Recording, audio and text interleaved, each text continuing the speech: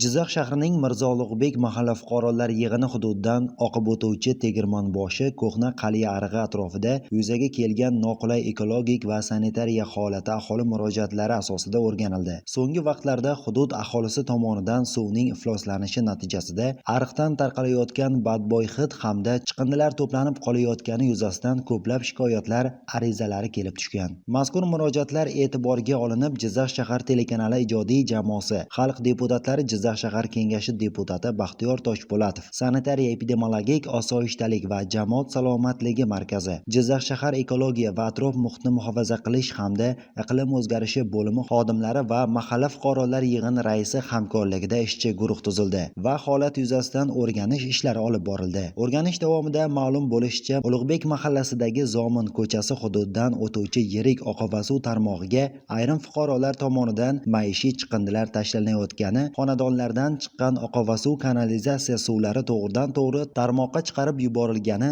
natijasida suv oqimi to'silib, chiqindilar va loyqa qatlamlar yig'ilib qolmoqda. Bu esa nafaqat badbo'y hid tarqalishiga, balki turli yuqumli kasalliklar tarqalishi xavfi oshishiga ham sabab bo'lishi mumkin. Mutaxassislarning qayd etishicha, oqova suv tarmoqlarida chiqindi tashlash suv aylanish tizimini izdan chiqaradi. Bu holat tarixda ham ko'plab sanitariya inqirozlariga sabab bo'lgan. Masalan, eski shaharlarda ochiq oqova suvlarning ifloslanishi epidemiyalar tarqalishiga olib kelgan. Zamonaviy shaharlarda esa bunday xavfning oldini olish uchun qat'iy sanitariya me'yorlariga amal qilinadi. Bizlar ham necha marta aytdik, bordik, tekshirdik, o'sha yerlarni ko'rdik. Lekin umuman o'si yo'q. Tozalab ketgan paytida ham shunday tozaladim, ana o'sha bozordan chiqindilar chiqib keladi, mana. Qarang, qopchiq, anolar. Kuchimiz yetguncha o'zimiz olib, anaqa tashladik ham. Mana ana shular tozalayman deb o'zim yutal bo'lib, allergiya bo'lib qolganman. Ana o'shalar odamlarning o'ziga insof bermayapti-ku. Aholi tomonidan hal tashalganini ko'rganimiz yo'q. Lekin qarang, o'sha yerdan keladi-da, shu yerdan keladi-da, qarang-da mana. Ana shular suv sal ko'payganda mana oqib kelib, mana shunday qabul uyilib bizni oldimizga uyilib qolyapti. O'zimiz ko'rganimiz oqqani bir hafta bo'lgan yo'q-da. Mana qarang, mana shu mag'zavalar o'sha yerdan kelyapti-da mana. Misol uchun meni uyimdan chiqmaydi, yo meni uyidan chiqmaydi, yo bu yerdan chiqmaydi. Lekin ana o'sha tomondan chiqib kelib ana qiladi. Lekin o'shani biltiram har yili kelib mana shu gap bo'ladi. Lekin yopdik indem dedi, odamlarning ko'ziga yopib ketyapti-da, lekin ketgandan keyin ko'z bo'yamachilikka bo'lyapti bu. Nazorat tadbirlari davomida qoidabuzarlik sodir etgan ikkita xonadon egasiga nisbatan ma'muriy bayonnoma rasmiylashtirildi. Ulardan tushuntirish xatlari olindi. Qolgan xonadon egalari bilan ham profilaktik suhbatlar o'tkazilib, sanitariya talablari va ekologik madaniyat bo'yicha tushuntirish ishlari olib borildi. Shuningdek, aniqlanishicha, mazkur ariq uzoq vaqtdan buyon tozalanmaganligi sabab chiqindilar va loyqa qatlamlar ko'payib ketgan. Ishchi guruh tomonidan bu haqida Jizzax shahar obodonlashtirish boshqarmasiga ma'lumot berildi. Hozirda boshqarma xodimlari tomonidan ariqni tozalash, loyqa qatlamlarni olib tashlash va suv oqimini tiklash ishlari boshlab yuborilgan. Juda ham og'ir ahvolga kelib tushgan.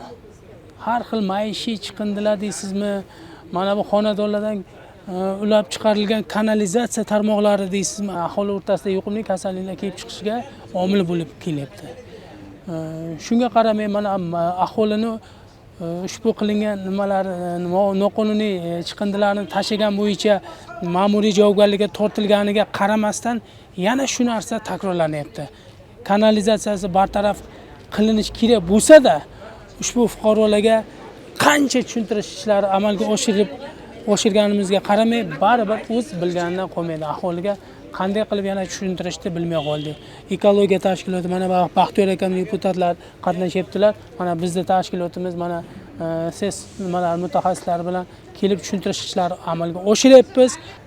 Men o'ylayman, endi shuncha hosil bo'lsa kerak deb o'ylayman. Aholiga qancha tushuntirishlarga qaramasdan ma'muriy javobgarlikka ham tortganmiz. 5 okladdan 10 okladgacha javobgarlikka tortganmiz. Ham bizni soha bo'yicha ham ekologiya mutaxassislari tomonidan javobgarlikka tortilishiga qaramasdan baribir kanalizatsiya tarmoqlarini ariqqa chiqarib qo'yish hollari uchrab kelmoqda. fevral oyini oxirigacha muntazam nazorat qilib turamiz. O'zimiz ham mana ekologiya mutaxassislari ham, deputat Baxtiyor aka ham shu yerda bo'lamandilar. O'zimiz har kuni kelib mana shu narsani nazorat qilishga bel bog'laganmiz.